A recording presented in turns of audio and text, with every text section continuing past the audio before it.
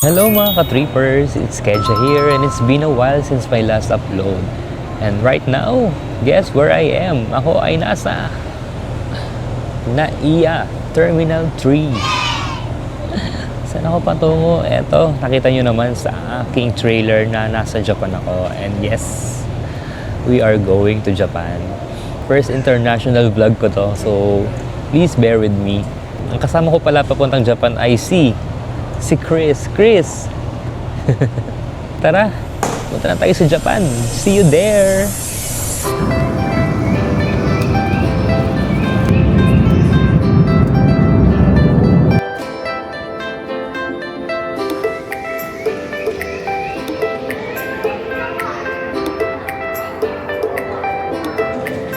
Hi guys, so eto na, nakalabas na kami ng immigration. Ngayon, pupuntahan namin kung saan makakabili ng Suica card kasi magagamit namin to pagsakay namin ng mga train dito sa Tokyo. So eto yung direction papunta sa Suica card. Paglabas mo dito, eto yung labasan galing sa immigration. Diretso tayo dito, bababa kasi tayo.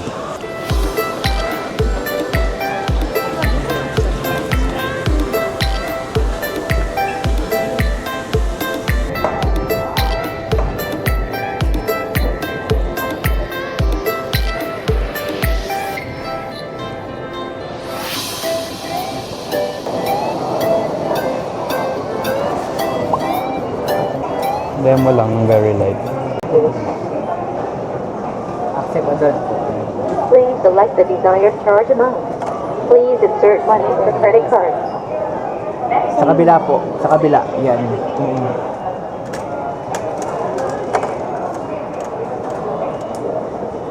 Now under process.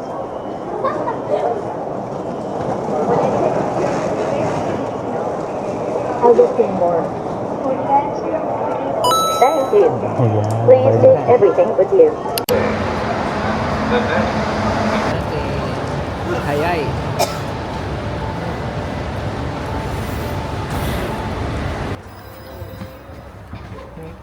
So hey guys, andito na kami sa bus, sa limousine bus, sa binook namin sa Klook. And pupunta na kami ngayon sa Shibuya Station. And pagbaba sa Shibuya Station, sasakay kami either train or bus again, papunta naman sa Setagaya para doon sa Airbnb namin. Yun. Ang biyahe namin from Narita Airport to Shibuya Station is roughly 1 hour and 30 minutes. So baka makaidlip kami neto. Yeah. Ayan, and hey, finally, nandito na kami sa aming Airbnb after hours and hours of travel and transfer. Finally, nakarating na kami. And ito pala yung aming Airbnb. Tada! Tananananan! Tananananan! Tadadadadadad!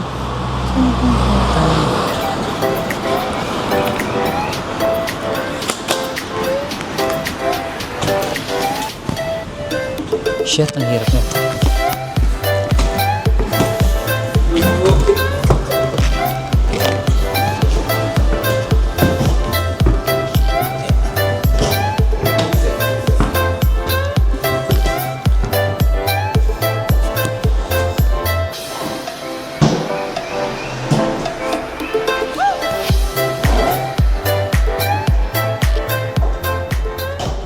So napasok na naman yung gamit namin. Ang hirap pala niyang iakyat. Kasi third floor siya, tapos ang lalaki ng mga malanata namin. So right now, ang gagawin naman natin ay mag-room tour tayo! Let's go! Pasok tayo! Yan.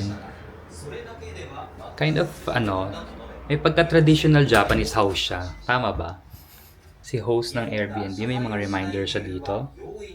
Tapos, syempre, iiwan mo yung shoes mo dito dahil culture talaga na yan dito sa Japan na hindi nagpapasok ng shoes sa loob ng bahay.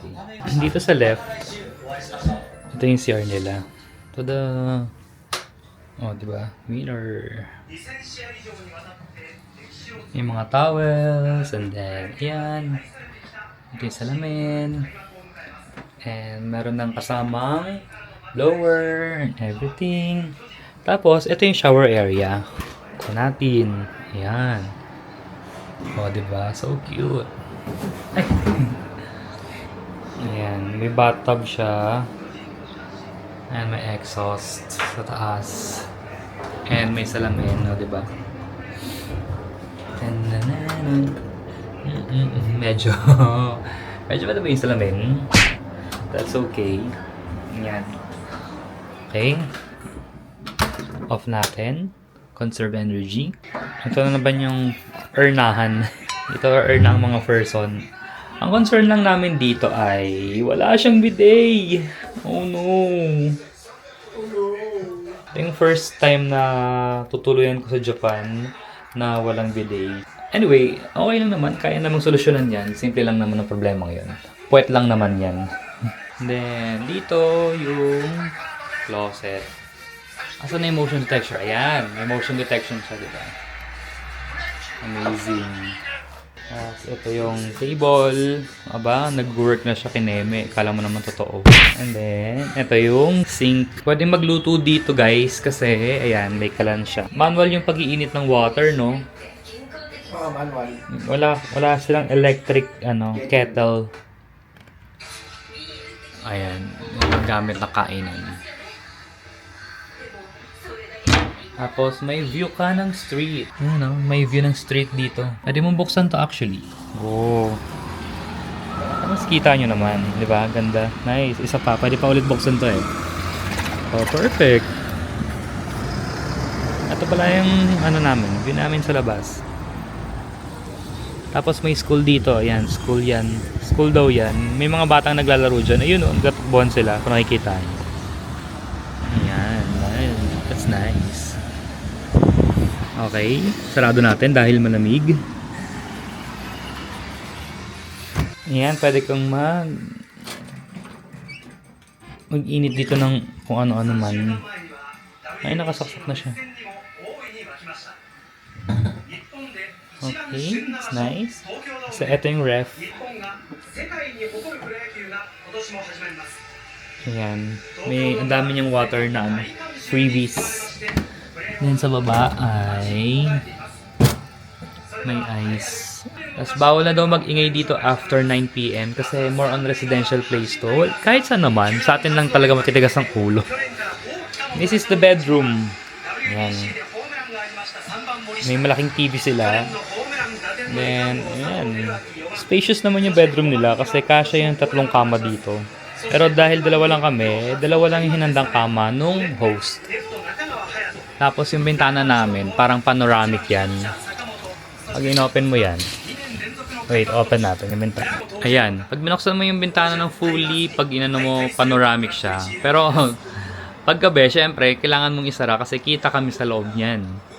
Paano pag bagong ligo kami, tapos saka-bold kami? Oh no! Yan, close na natin kasi baka tinitingnan na tayo ng mga person. Tsaka ang lamig. Close natin. Ayan. Okay, close natin. Ito yung beds namin. Malaki naman siya. Malawak.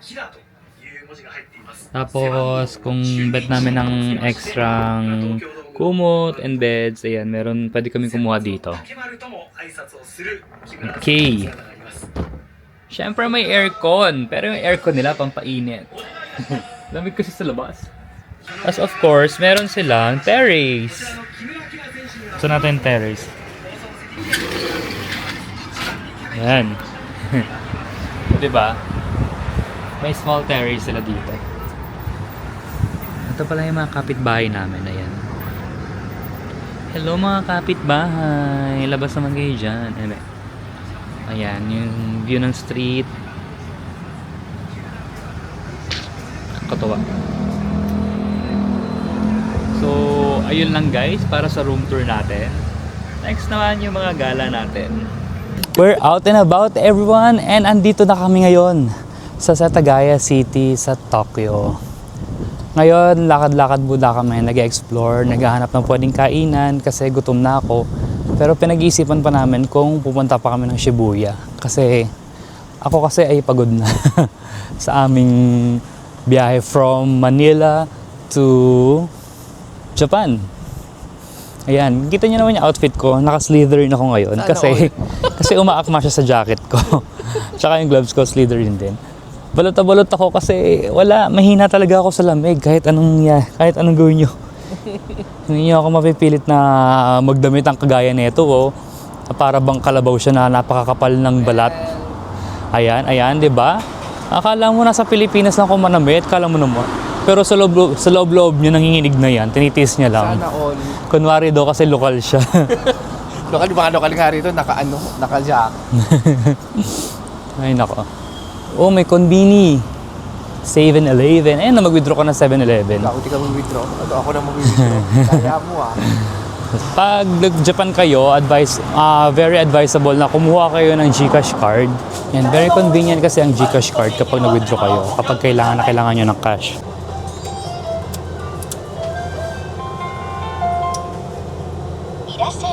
So, ganito guys ang pag-withdraw sa 7-Eleven dito sa Japan. First, itatap nyo yung English. Yan, English. Tapos, i-read na yung card natin yan. Ayan. Tapos, mag-withdrawal tayo. Tap natin yung withdrawal. And then, yan, may nakalagay dyan. Charge keme-keme. Basahin nyo na lang. Yan, mga ganyan. Then, let's confirm it. And then, sa savings. And confirm. Then, ang withdrawin natin ay 10,000 Japanese yen. This one. Yes, confirm. Then, kapag nag-withdraw pala kayo sa Japan 7-Eleven, ang pipiliin nyo yung accept without conversion para mas malaki yung makuha nyong pera. Ayan.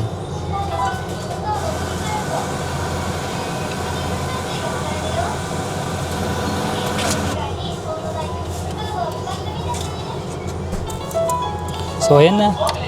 Nakakuha na tayo 10,000 yen. And tada! Ay! Tada!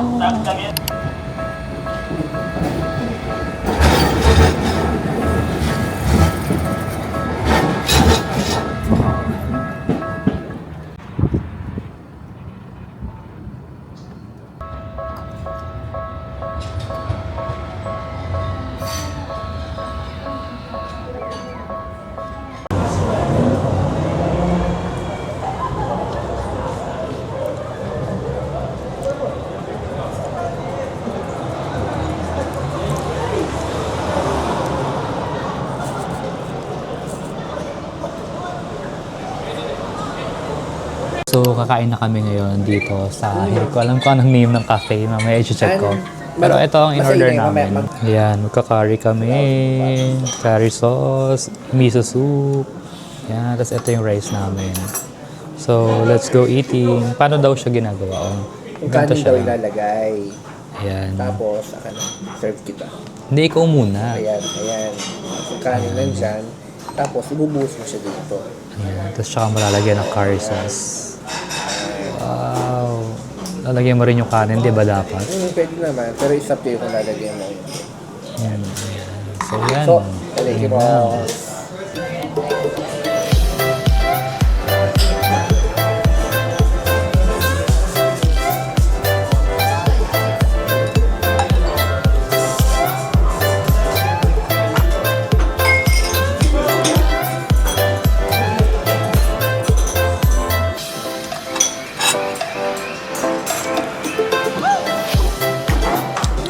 Guys, gusto ko yung curry nila kasi nasasarapan ako.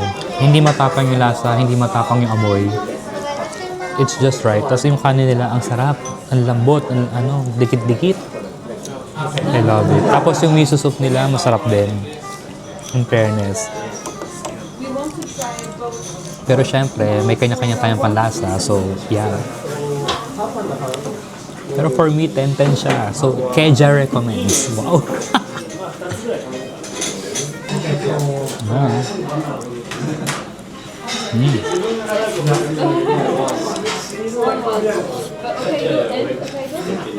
Tingnan natin yung opinion ni Chris. For me, well, anyway, dati pa naman kasi ako kumakain talaga nito. Then when it comes to servings talaga solid talaga. Tsaka solid talaga yung serve nila sa sa restaurant. Kuha nila talaga yung lasa ng miso soup. Then yung curry, a simple curry lang. Pero so, masarap talaga siya. Malambot yung meat niya. Yung hiko niya malambot. Also, tama lang yung service nila. Talaga mauubos mo lang.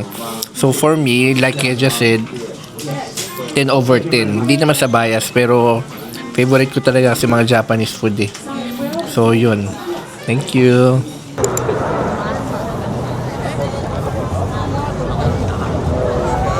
Tatakbo pa rin ka ngayon. Shibuya Crossing, guys. Hi mga ka-trippers, andito kami ngayon sa isang grocery store na malapit sa aming Airbnb kasi bibili kami ng mga pang-breakfast namin, ganyan, or pang-ngata-ngata rin. Nag-crave din naman ako sa dessert kaya bumili na rin ako ng pudding ko. Ito yung pudding ko, papakita ko sa inyo. Ayan, this one. Yan, pudding! Siguro for me, mas advisable na bumili kayo sa grocery store kasi mas makakamura kayo kung magluluto kayo sa bahay at kung may time kayong magluto sa Airbnb nyo ha. Kasi mas marami na kayong makakain, mas makakatipid pa kayo. Pero dito nabibili ng mga yung mga rice na nakapack na tapos iinitin mo na lang, ganun. Hindi ka na magsasaing. So madali na siya. And yung lasa ng kanin or yung texture ng kanin, parang bagong luto pa rin talaga siya. Hindi yung parang lamig na ininit lang. Pero kung gusto nyo talagang kumain sa mga restaurant paggabi, goods din naman. Ang kalaban nyo lang talaga sa mga restaurant, mahaba yung pila, ganyan, and yung iba, nagko-close na agad, ganon. Kung yun yung mga trip nyo, go lang ng go. Pera nyo naman yan, budget nyo naman yan, kaya ilaban nyo. Ang dami niyang binibiling gatas. Ano yan? Mura lang kasi.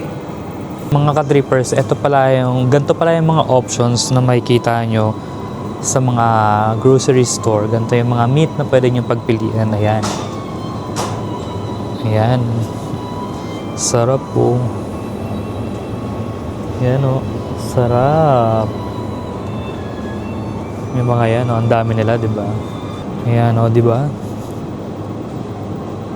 Ayan. Ang daming meat. Ang dami yung choices na pwede nyong mailuto kapag meron kayong sariling lutuan sa Airbnb na nakuha nyo. Pero pag sa hotel kasi kayo pumunta, hindi kayo pwede magluto sa mga hotel eh. Sa Airbnb pwede. Yan. Sa pagkakaalam ko, meron ding mga rice na nakapack dito tapos iinitin mo na lang siya sa bahay. Pero ngayon kasi wala akong nakikita.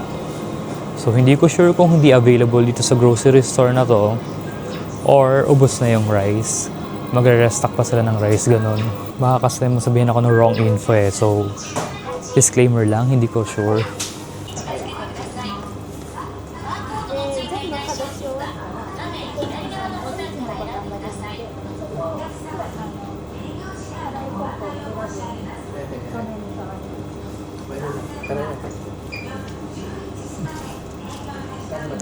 So, ito lang naman ang mga pinagbibili namin pang breakfast.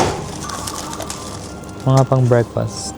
Self-service sa dito sa sa grocery store na to. Dito pala, kapag gumamit ka ng plastic bag, may bayad siya guys. May separate na bayad siya. Alam mo naman sila ay very green country.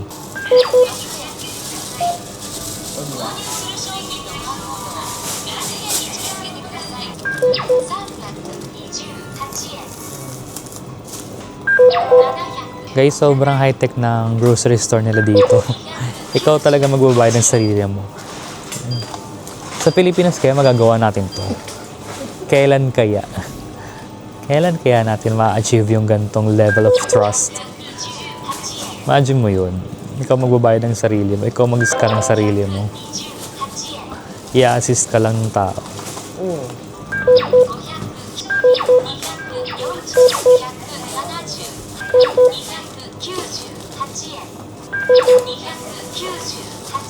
Naka 3,502 yen kami. Approximately mga lang yan, 1,000 pesos. Pero ang dami na naming nabili. Sa Pilipinas, yung 1,000 pesos mo parang, ha? So yeah, it's time to pay. Saan ba yung pay nito?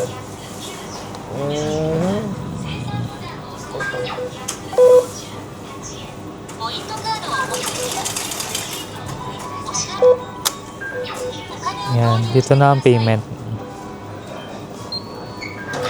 Oh. Wow, amazing.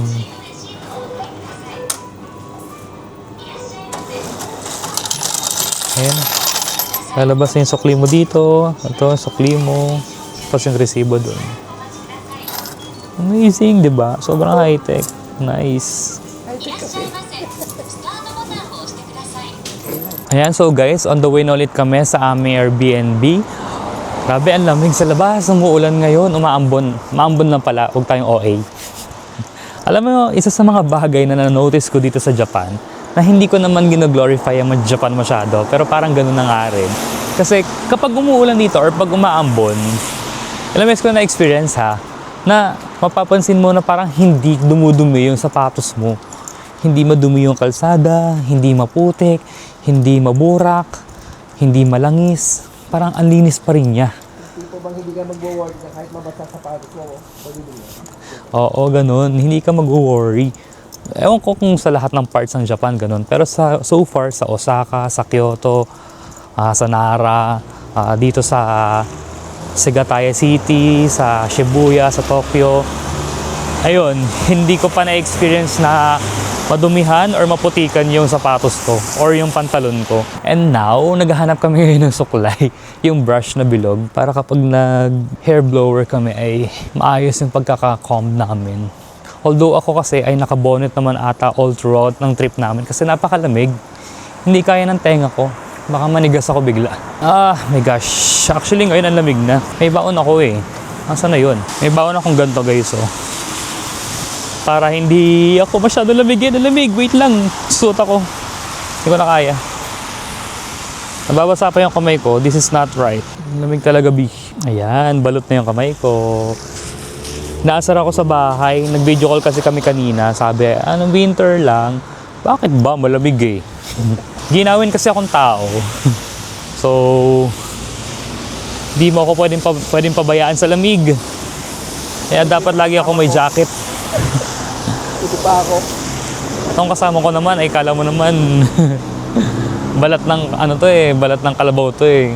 Hindi siya giniginaw. Ayan. Ganda. Ang ganda ng ilaw ko, sobrang helpful. Tingnan pag walang ilaw, ayan o.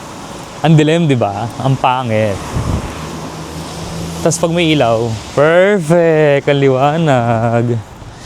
It's nice. Ang lamig. Hindi tayo pwedeng magkasakit kasi sayang naman yung trip natin dito kung kakasakit lang tayo. Uy, ang layo pa rin ng 7-Eleven. Yeah. Nandito na ulit kami ngayon sa Airbnb and in-recall ko lang yung mga nangyari for today. So, kanina umaga, flight namin from Naiya Terminal 3 to Narita Airport, Terminal 2. And pagbaba namin, hinanap namin yung kiosk ng Suica card, Suica IC card. Kasi magagamit namin yon sa pag-ride sa mga trains, pag-ride sa mga bus dito sa may Tokyo area. Saan mo nga ba mabibili yung Suica IC card? Paglabas mo ng immigration, baba ka muna dun sa may first floor. And then pagbaba mo, mag-right ka, then pasok ka sa may sliding door. Then may kita mo na sa may bandang right side mo yung maliit na kiosk ng bilihan ng Suica IC card. Maganda to para sa mga taong nagtitipid din sa mga kanilang transportation kasi alam nyo naman, sobrang mahal ng taxi dito sa may Japan. As in talagang mahal, as in. And kung feeling mo naman ay babalik-balik ka dito, lalo na sa may Tokyo area, talagang malaking bagay na meron kang IC card or Suica IC card. Pwede mo siyang loadan sa kahit anong train station, sa mga convenience store, lalo na sa 7-Eleven. Alam nyo, napakaganda ng 7-Eleven dito sa Japan kasi sobrang convenient niya talaga. Isa rin sa life hack na kapag pupunta kayo dito sa Japan ay make sure na meron kayong GCash card. Kasi gamit na gamit siya dito. Yung budget nyo, ilagay nyo sa GCash card and then pwede kayong mag-withdraw sa kahit anong 7-Eleven dito sa Japan. Para may cash kayo. Kasi hindi naman every time na card ang ginagamit dito sa Japan. Marami pa rin store sa kanila ay yung mga gumagamit pa rin ng cash.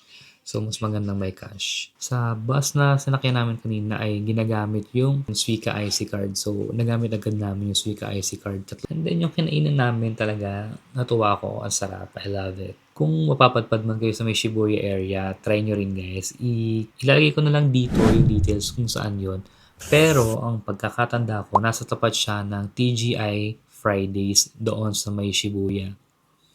Nandun lang siya sa may tapat noon. Makikita nyo yun. So yun, good night na guys dahil bukas, another day na naman tayo. And see you sa aking next vlog. Bye!